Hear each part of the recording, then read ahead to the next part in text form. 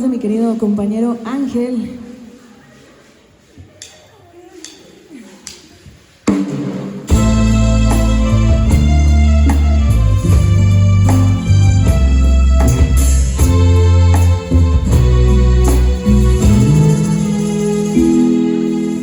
Precisamente ahora que tú la has ido, han dicho que has estado embarándome, porque de pronto tienes tantos enemigos, porque tengo que andar disculpándote. Si ellos están mintiendo, por favor despiértate.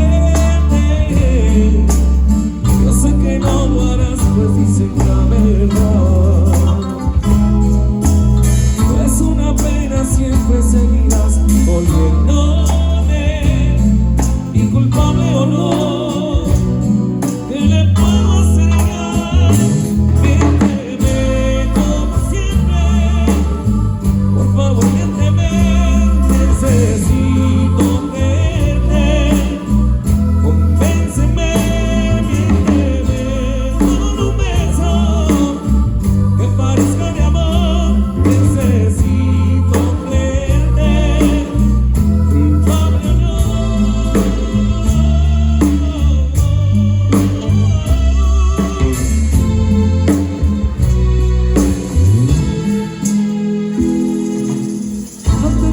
Derecho a reprocharte nada,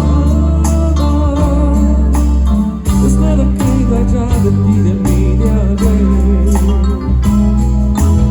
Qué pena nuestra historia pudo ser fantástica, y ahora dime mi amor, ¿quién te va a defender? Miénteme como siempre, por favor miénteme, necesito.